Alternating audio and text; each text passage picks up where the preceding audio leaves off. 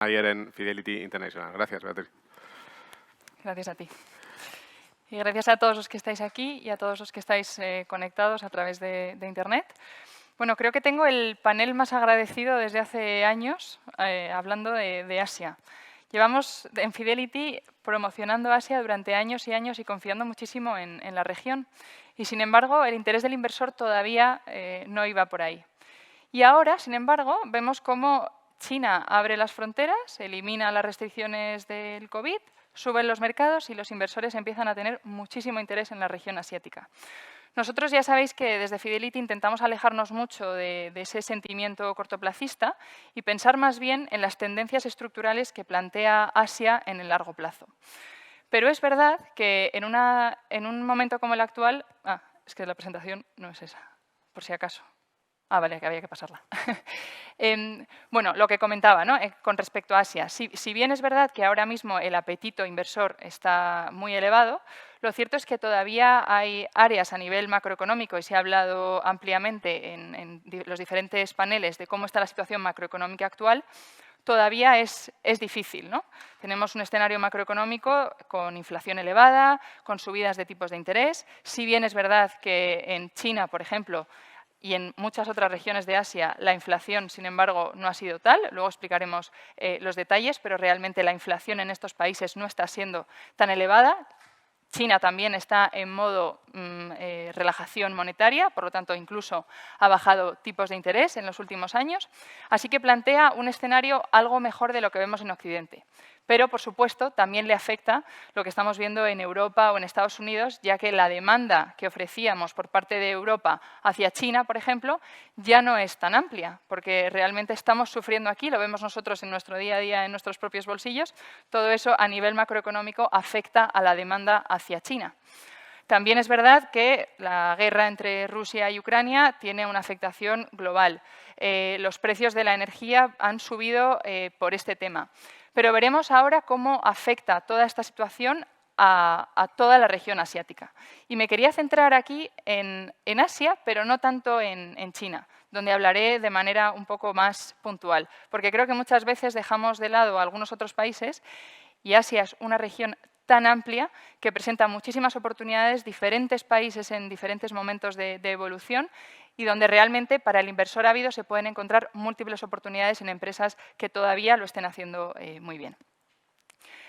Primero voy a hacer una especie de análisis de diferentes cosas que a lo mejor no lo tenemos tan presentes en nuestro día a día, centrándonos en la evolución de los mercados, pero que realmente juegan un papel importante. El primero de ellos es la demografía en Asia. Ya nos gustaría a nosotros tener esos niveles de crecimiento de población que vemos en Asia, ¿no? Si bien es verdad que hace poco hemos visto cómo China, veíamos datos de China de cómo la población se había reducido por primera vez desde 1961, en 850.000 habitantes. Esto está ligado en parte a las muertes por COVID, pero también en parte a que es un país que a medida que está prosperando, lo que estamos viendo es que envejece su población, aumenta la esperanza de vida y disminuye la natalidad. Esto es algo que podemos sentirnos bastante cómodos, porque en España nos pasa algo parecido, somos el segundo país más envejecido del mundo después de Japón, y por lo tanto, bueno, pues en China vemos esa demografía envejecida, pero que trae ventajas a su vez. ¿Qué ventajas pueden ser esas? Pues, por ejemplo, en materia de fuerza laboral, es verdad que a medida que envejece la fuerza laboral se reduce, pero están en un proceso de automatización bestial. Así que podemos ver oportunidades dentro de la parte de automatización.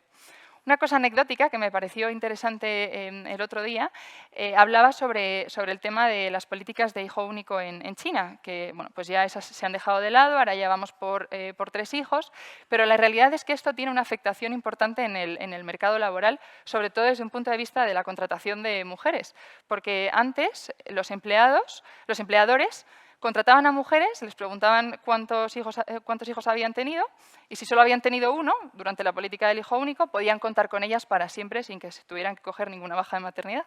Me pareció muy curioso porque ahora, bueno, pues todo esto cambia y al final ya la posibilidad de tener más hijos puede afectar a la contratación de mujeres en el mercado asiático. Por otro lado, China lo que busca es crecer un 5% este año y para eso necesita sacar todas sus cartas para que ese crecimiento se pueda conseguir. Esto era simplemente un tema anecdótico a nivel demografía. Otro aspecto que vemos en otras regiones, como por ejemplo la India, está en una etapa un poquito anterior a lo que vemos en China. De manera que también estamos empezando a ver ciertas características de envejecimiento de la población y de reducción de la natalidad, pero todavía sigue habiendo una fuerza laboral muy amplia y aquí en este sentido China se lleva la palma por la cantidad de población que tiene y encima en edad de trabajar.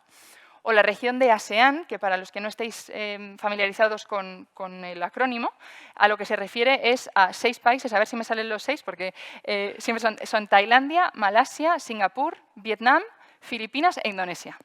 Estos 6 países conforman lo que se denomina como la región de ASEAN. Aquí la circunstancia es distinta, es una población muy joven, muy creciente, y sin embargo su nivel educativo y su formación todavía está en una parte más baja de lo que vemos, por ejemplo, en un China o incluso en la India. Por lo tanto, como decía, Asia es una región tan diversa que se plantean diferentes oportunidades en función de dónde mires.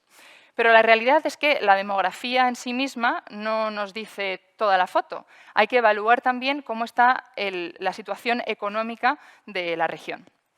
Y para eso podemos empezar analizando cómo están las clases medias dentro de la región asiática. Pues bien, se espera que desde 2015 hasta 2030 Asia crezca en un 200% su población de clase media. Esto supone un influjo al consumo bastante importante y por lo tanto, pues también se plantean oportunidades en este sentido. De hecho, se espera que tan pronto como en 2024, la población de clase media en Asia, clase media o rica, supere a la clase pobre o vulnerable. Esto, imaginaos las implicaciones que tiene en el consumo a todos los niveles, ¿no? Ya sea pues, comprar o adherirte a un seguro de salud, por ejemplo, cosas tan básicas para nosotros como esa, o simplemente, dentro de lo que es la clase media asiática, comprarte un automóvil o comprarte una nevera. Porque muchas veces, cuando analizamos estos datos en cuanto a la clase media asiática, tenemos que ser muy conscientes que gran parte de ese crecimiento viene de los estratos económicos más bajos de las clases medias asiáticas, que son efectivamente los que ahora van a ser capaces de comprarse un automóvil o de comprarse una nevera. Por lo tanto, cuando analizamos los datos en este sentido, hay que tener en cuenta que estamos hablando de una región distinta a la que nosotros vivimos, ¿no?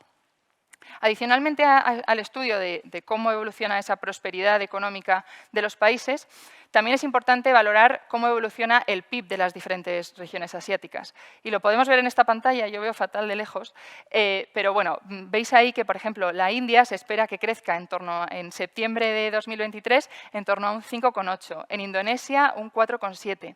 Estas son cifras que ya nos gustaría a nosotros ver para España, ¿no? o para Europa. Y la región, por ejemplo, de ASEAN se espera que crezca en torno a un 5% en 2023, cosa que el año pasado pues, fue más o menos de un 3,4% de crecimiento. Por lo tanto, es una de las regiones que más se espera que crezca a nivel mundial. También tenemos perspectivas interesantes dentro de lo que es India, por ejemplo, donde el consumo interno es muy fuerte, donde las exportaciones de material tecnológico también son fuertes, pero hay que ser muy conscientes de que India es un país importador de materias primas y, por lo tanto, vamos a ver cierta presión inflacionista en la India. Sin embargo, creemos que con las tasas de crecimiento que se esperan, se va a ver compensada esa presión inflacionista. En Indonesia, la historia es ligeramente distinta, porque Indonesia es más bien exportador de materias primas. Y vemos, de hecho, que se ha beneficiado muchísimo de esta situación de incremento de precios de las materias primas al exportar principalmente carbón y aceite de palma. Todo esto ha subido y tiene un superávit por cuenta corriente importante. También somos conscientes de que en el momento en el que se revierta esa situación, y hablábamos antes de que probablemente la inflación ya haya llegado a su pico máximo, pues esta situación en Indonesia podría revertirse. Por lo tanto, bueno, como decía, más historias interesantes dentro de Asia. Además, es una región donde en otros periodos de ajustes ha dependido mucho de la financiación extranjera y, sin embargo, en esta ocasión no lo es tanto. Están siendo cada vez más autosuficientes. Mirando ya más en detalle datos más puramente técnicos, hablemos de la inflación, que creo que lo introducía en mi introducción anteriormente. Hablemos de la inflación en Asia. Cuando nosotros aquí estamos sufriendo datos de inflación muy, muy elevados, realmente lo que vemos en la región asiática es una situación algo distinta. Y explico por qué. Realmente la inflación, lo que hemos visto en cuanto a las subidas de los precios de los alimentos, la inflación no ha sido tan elevada en los alimentos en Asia, porque hemos visto cosechas muy, muy amplias en la India en 2021, por ejemplo, o porque la gripe porcina ya se ha superado y ahora la producción de cerdos es muy superior. Por lo tanto, todo este tipo de cosas tan básicas afectan a una región tan amplia como es Asia, ¿no?, en cuanto a la inflación de los alimentos. Además, gran parte de esa inflación también ha venido por el incremento de los precios de la energía. Y en Asia lo que vemos es muchísimos subsidios al precio del petróleo y muchísimas políticas de precio en este sentido. Por lo tanto, la inflación no ha subido tanto tanto en los alimentos como en los precios de la energía. Y ahí, si estáis viendo la presentación, veis los datos de inflación en las diferentes regiones asiáticas en comparación con los datos de inflación que vemos pues en España, en Estados Unidos o en Europa en general. Además, los tipos de interés en esta región, también la historia es muy distinta, son tipos de interés elevados, pero es verdad que, por ejemplo, un caso como el de China, que comentaba antes, partía de unos tipos de interés elevados, pero han sabido, o lo que han hecho es totalmente lo contrario a lo que estamos viendo nosotros aquí, que es bajar esos tipos de interés para fomentar la actividad económica en Asia, en China en este caso.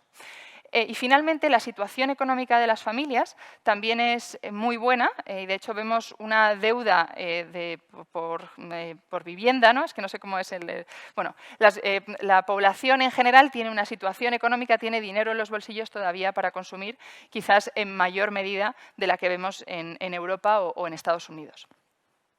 Otro área también interesante, ya saliéndonos un poco de los aspectos más técnicos, es cómo están los diferentes países de Asia y del resto del mundo intentando conectarse los unos con los otros.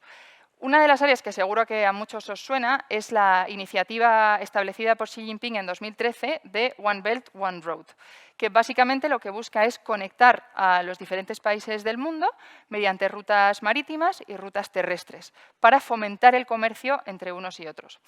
Ya hay 140 países adheridos a esta iniciativa y realmente esto lo que hará es unificarnos a todos y facilitar muchísimo ese comercio entre unos y otros. De hecho, y muchos habréis escuchado esto ya, la influencia que está ejerciendo, por ejemplo, China en África es importante. Y de hecho, un 20% de las importaciones que se han hecho desde África, o sea, desde China hacia África, ya suponen un 17,5% del PIB africano. Por lo tanto, y yo estaba ahí recientemente y la verdad es que se ve impresionante la cantidad de influencia que está ejerciendo China en Asia, ¿no? Bueno, pero más allá de esto, también anecdótico, lo que vemos es efectivamente esa especie de unión marítima y terrestre para fomentar el comercio entre unos países y otros. Además, esta iniciativa de One Belt, One Road se ha ampliado aún más para intentar unificar,